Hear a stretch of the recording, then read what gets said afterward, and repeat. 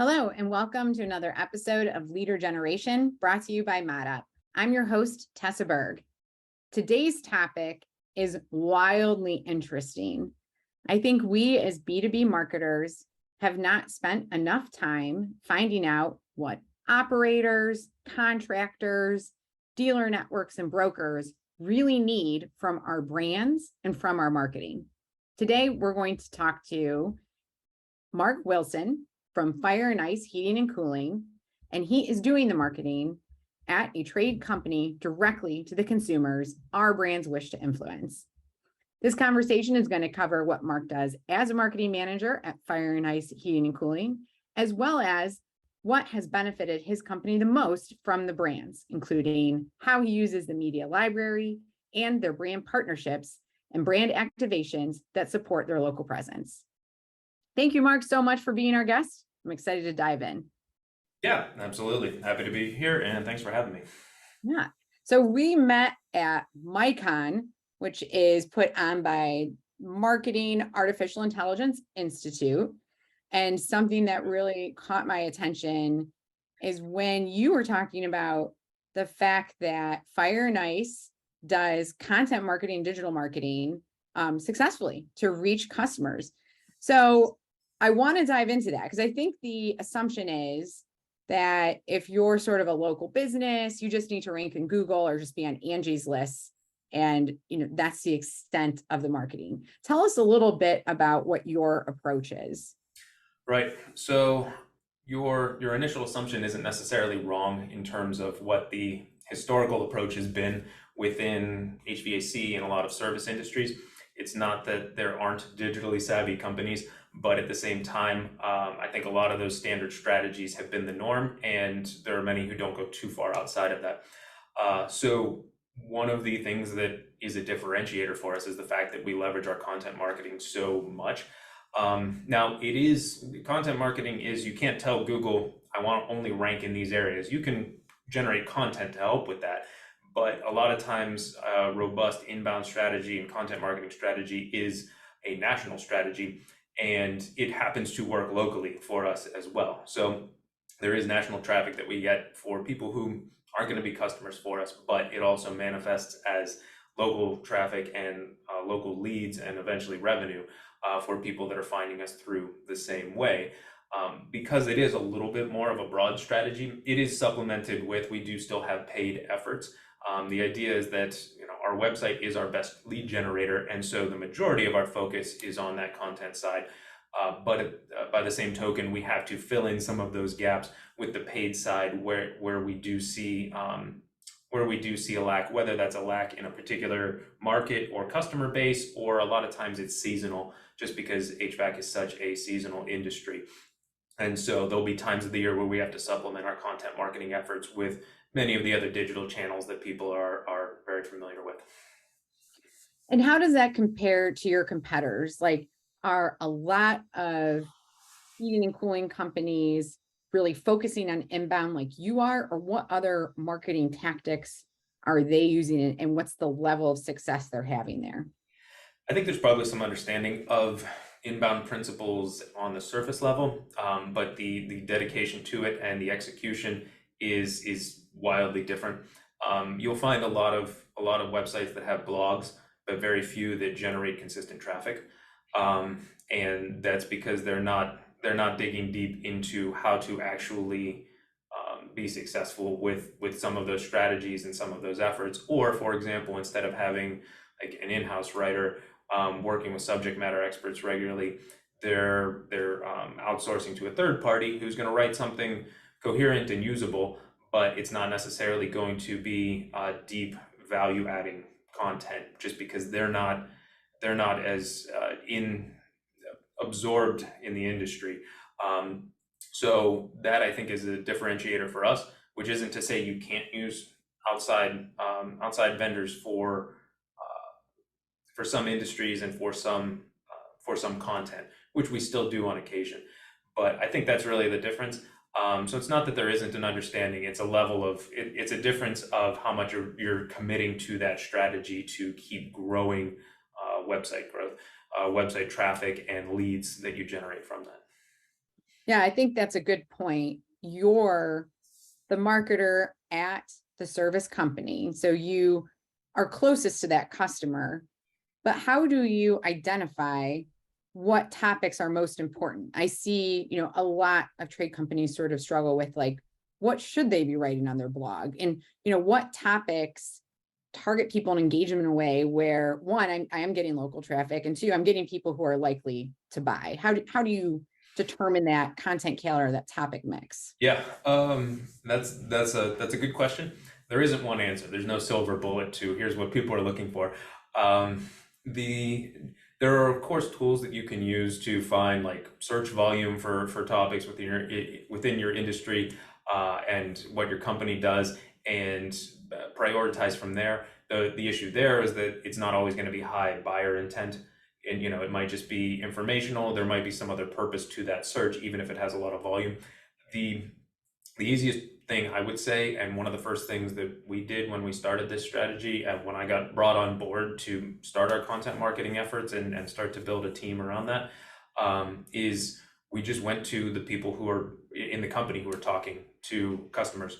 That's your service techs, your installers, your sales reps, however your company's structured, those forward facing and customer facing people, and then you ask them, what questions do you get? Write a big old list, and then you're answering those. Not every question is going to be a blog topic or a video or an ebook or something like that, but you'll start to see some themes and trends, and that's a good place to start.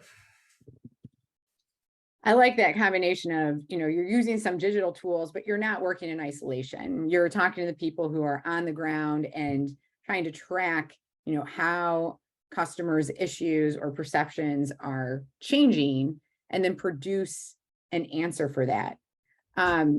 You sit in this very interesting seat in that you're close to the customer, you're marketing to them, but then you are also a customer yourself. So you have vendors and suppliers that are selling to fire and ice, heating and air conditioning.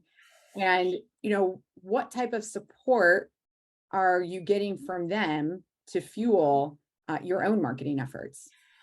Yeah, the answer is a lot in some areas and very little in others. So we work with some great manufacturers who provide our equipment. So the big two that we work with are Train and Carrier for heat pumps, furnaces, air conditioners. Mitsubishi for ductless mini splits, and then Aprilaire for our indoor air quality products. That's your filters and dehumidifiers and things like that. And the they have large dealer networks and are trying to provide resources, and we have representatives with them, and there's a lot of communication with them, and that's all great. They have a very broad audience, more so than us, because they're oftentimes marketing to contractors, not to our customers, the homeowners. And then within contractors, there's those who do commercial and residential, sometimes both. We're only residential. We residential and multifamily, so they're which gets a little bit into commercial style business relations. But in any case, we're not doing commercial. So they're if they're if they're marketing to the end user, they're having to expand their audience again beyond just who we as Fire and Ice are marketing to. So a lot of their efforts are a bit more broad and aren't going to be specifically for the people we're targeting. That being said, we have access to some media tools here and there that they provide for us, and print materials and information on their equipment, so that we can then turn that around into, sometimes we're using the Train brochure, other times we're just adapting that information into our own materials to market to our customers. So yeah, I'd say there's some opportunities for additional collaboration and support, but there's certainly a lot of communications there as well. So Train and Carrier are not like small brands. Like I've heard of those, and I would say I have very little interaction with the Yeah. heating and air conditioning in my own house. So how important are their brands in your marketing? Depends on the customer, but relatively so. So those are known, as you say, those are known brands, and there are some people who are brand loyal, as they are with any product type. And so sometimes they'll say, like, we're a train household. And so when it's time for them to get a new system, they're going to call all the train dealers in town. And so you have to know who you're up against in those situations. And we know who our competitors are for both of those companies, for people who are train or carrier loyal. You have a lot of others who are more agnostic. They're just going to go with, they might be price motivated, so they're going to go with the cheapest price, or, a lot of times we sell on value. We're rarely the cheapest option. So it depends on the customer a little bit, but we definitely don't hide the fact that those are the brands that we install. And part of the reason we work with them is that we think they're reliable and they've been good partners for us. And so the actual like ease of use of installing the equipment, servicing it, how reliable it is, and how good those communications are from the manufacturer directly affects who we work with. Fire and Ice has been around for about 20 years, and it's easy to, you're not going to work with too many. You have to be able to leverage economies of scale, so you can't work with too many different manufacturing vendors. But there have been companies who have switched manufacturers because they're not getting the support that they need, or there are too many issues with repairs or recalls or what have you. And so all of that affects what we do. We can't hide some of that if the brand is dropping the ball. Fortunately, we haven't had to do that, so those have been nice long relationships with us. I'd have to ask the owner if we've been working with both of those for the full time Fire and Ice has been around, but it predates my time with the company, and it's been quite a while. Well, and that's a part of your brand. Like, people trust that Fire and Ice is doing their due diligence and selling products that they believe in. And I like, before we got on the call, you were giving me an example of how Carrier has done some brand activation through partnerships. I believe it's with the Browns. How has your brand benefited from Carrier's brand activation through something that feels a little bit more local, or at least, state local, to your target audience? Right. Yeah. So this is somewhat new, and it's kind of the first thing that we've done along these lines. But the carrier and the carrier dealer network has a relationship with the Cleveland Browns. Obviously, we're in Columbus, Ohio, not Cleveland, but there are a lot of Cleveland Browns fans here. Among them, our owner. So I think he was excited at the prospect. And so so we're partnered with the Browns through that network and get to leverage some of their efforts in marketing. Now, of course, we don't want like stadium signage and things like that, because we're going to be getting calls from people in Cleveland who we can't service. But you can geo-target anything these days online, and so that's something where we're able to get some benefit that the Browns are doing some things on behalf of the carrier dealer network that includes the ancillary contractors, and we're the only one in the Columbus market doing that. And so we're going to get the benefit of a lot of those efforts throughout the season. Now, I will say this is brand new, so like I don't have a lot of metrics on what we've seen from this particular activation, but it is the type of thing that I think helps to leverage with your existing partners. Like, if you're going to be working for someone with someone for years on end, you're going to have partnerships on both sides, and if you can cross those two over a little bit to help collaborate and expand both brand names, whether that's Carrier, Fire and Ice, whatever, ideally you're both getting some benefit out of it because it's mutually beneficial. So we'll see where that goes, but it is exciting because it's something new and a little bit different than some of the traditional resources that we've gotten from these vendors. Yeah, I mean, as a sports fan as well, I feel like there is so much emotion in sports and in fandom. When you can sort of leverage that, pair with that for your own brand, it does make it sticky. Are there some things that you're using the most today, though, that are sort of table stakes in what you expect from a good manufacturing vendor? Yeah. So we have used, and I think this speaks to something that I think a lot of manufacturers can help provide, is media library access. And so we've used stock photography, some footage, various other branded assets from some of these groups, because they have great photography of all of their equipment in homes or in a studio, just something that you can cut out and put into another design element. Now, we've created some from scratch here in-house, and we've gotten some of that when we don't have access to what we need. But we have a full digital marketing team. That's not going to be the case at a lot of similar companies that don't have those resources. And if they don't get that media access from the company to be able to use in their advertising, they'd either not use it or have to pay someone else to go get it out in the community. And so when we've had access to those, that's been great. I think there's some, and I don't know if you want to get into this now too, but I think additional opportunities to share some of that information as well, information and assets that, again, as long as you're branding it properly and not just outright stealing it and putting it into another use case that doesn't quite fit, that you can leverage a lot of the work from one end to help the other end. Does that make sense?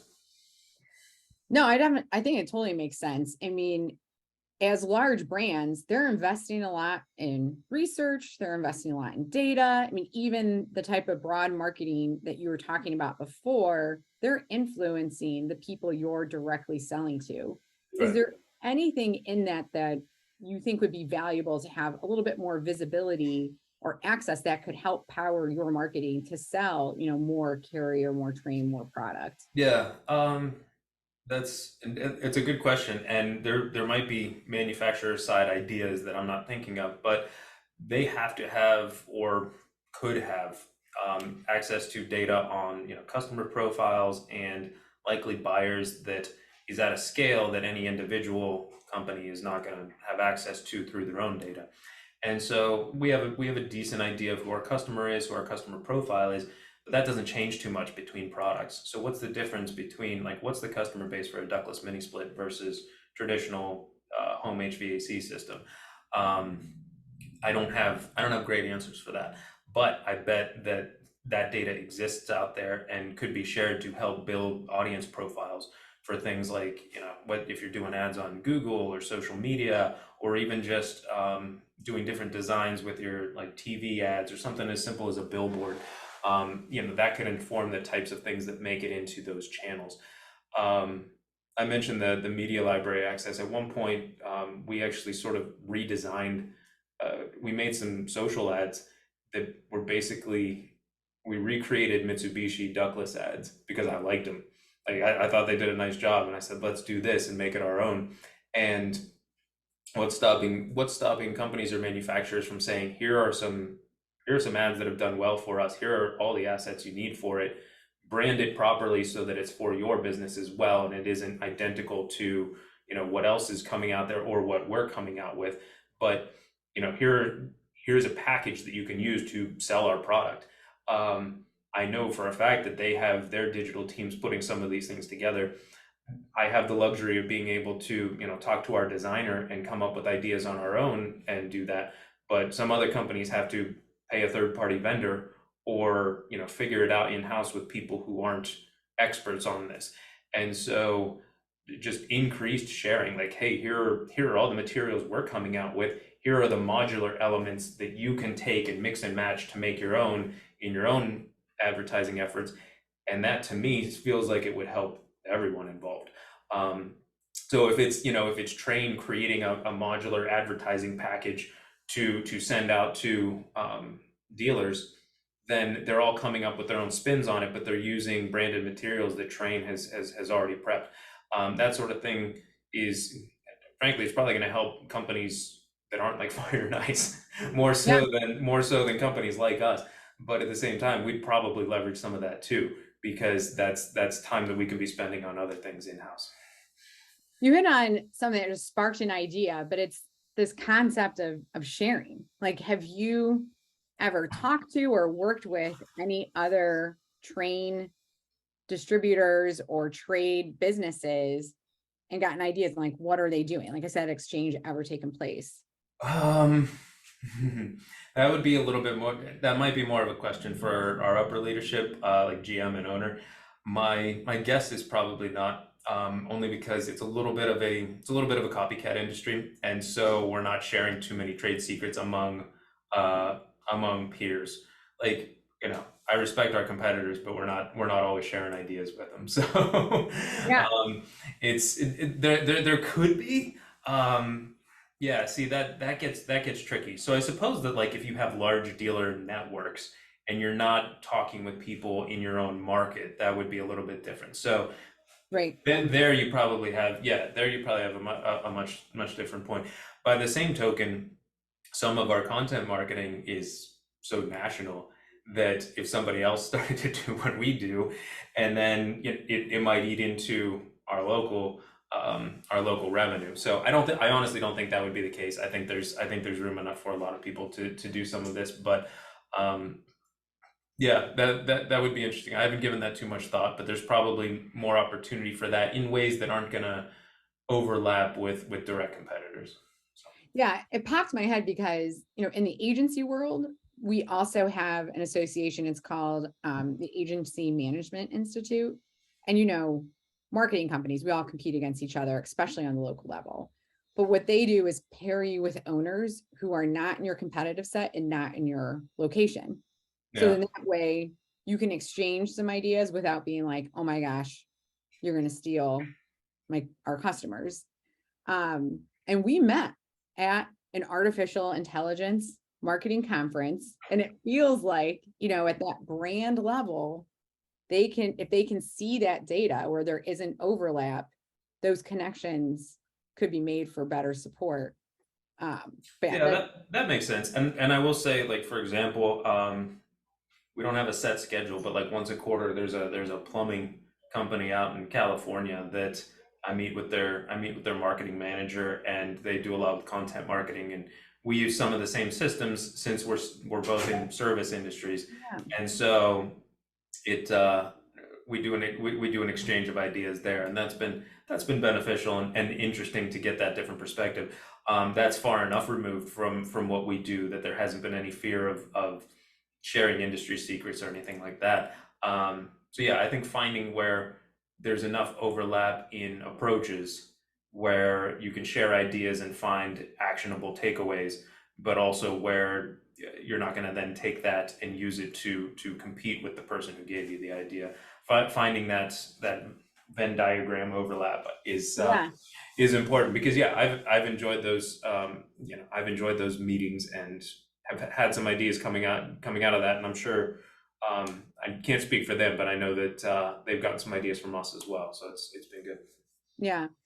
And you made another important point that, not all trade companies have marketing managers. So do you have any ideas on how can manufacturers make their data, their assets, suggestions on best practices as accessible as possible for businesses that maybe don't have a U in it? Yeah, and of course, like, I don't think I think our department is somewhat unique. There are even within Columbus here, marketing individuals, even if they don't have a full team, who are doing really good work and really strong work. They might not have all the same marketing resources, but there's still a lot of intelligence there. So I think at this point, most companies of any size are going to have some marketer or marketing presence, somebody who understands these things. They just might not have all the tools and resources to do everything they want in the myriad different areas of digital marketing. Um, so in terms of making it accessible, I mean, communication and listening first off, just because if you go to a contractor and you say, what do you need from us? That's something that not always that doesn't always happen, frankly. Like, the manufacturers might have an idea of what the contractors need and use, but it might not always match with what the contractor's idea is of what would be useful to them. So there are regional reps. We've generally had good ones, who are communicative with us. That hasn't always been the case in the company's history. And where we've had people who are our rep, and it's like pulling teeth to get them to respond to an email, let alone say come into the office and have a sit down meeting to see where those things are. So making sure that there are a lot of those touch points between the two groups is the first thing. And it sounds simple and basic, but like a lot's going to flow from that. Mhm. Yeah, outside of that, just seeing what areas the company is doing currently, because I don't think you're going to be able to go to a company and say, hey, you need to be, you need to be doing XYZ with your blog differently, and here are some strategies, or, here's best practices for Google display ads, and here's a bunch of things you can use if they're not doing Google display ads. That's a big ask. So finding where they're at and then finding ways to improve that. Mhm. I came from education of all things originally in my career. And one of the concepts I love from that is that you find out that there's an end state that you'd love to be at when you want to get someone from point A to point Z. And sometimes you try to jump the line from A to G to T. And oftentimes all you need to do, even as frustrating as may be, is get them from A to B, and Yeah. that's still pretty far from Z. And so find out what they're doing right now with their marketing efforts, and then say, how can we make this better? What do you need? What support do you need from us? I do think it's going to overlap, because our brand isn't just our brand. It is Aprilairs and Mitsubishis and trains, and people search for that. People know if not everyone even knows what a ductless mini split is, but if they're searching for a brand, it's probably Mitsubishi. Mhm. So that sort of thing, that there is brand equity there. And so being able to um, cross over a bit between those two and turn one brand's equity into the other and vice versa can reap benefits over the long haul. Mark, this has been a fascinating conversation. I've written down so many ideas on how B2B companies can leverage that brand power to help support and better listen to their businesses that are actually selling their products. I mean, you are like a wealth of knowledge, being so close to the actual customer. Well, Uh, thank you. I don't always feel that way. Sometimes it feels like I'm just trying to react to the latest thing, but I hopefully there's a few insights that you and your audience have been able to glean from this. So from what I've gathered, it is a little bit rare to have you're in a field and a company where a lot of people know these strategies and understand a lot of the large umbrella that is marketing and digital marketing. And when I came into the company, there was like an onboarding process for the company to figure out what this all meant, and that's true in a lot of industries still. So it means there's room for growth though, and room for improvement, which is cool. yeah. And I love your takeaway about, we know, like we agencies know what Z looks like, getting from A to Z.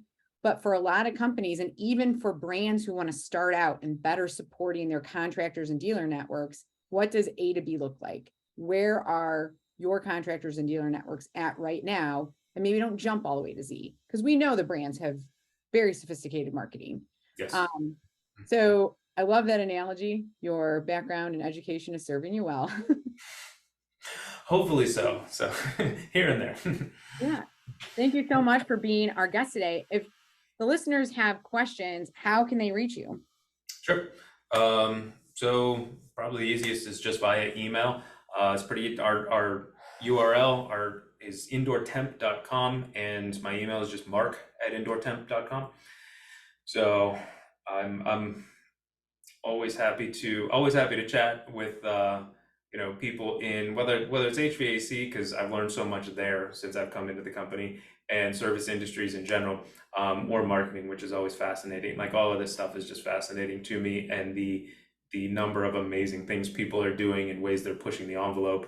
Of course, we met at the artificial intelligence conference in marketing, and that expanded my mind even further into some of these possibilities. So always happy to chat, and if anyone wants to reach out. Yeah, we'll have to do a follow-up on how you've begun to apply marketing and AI.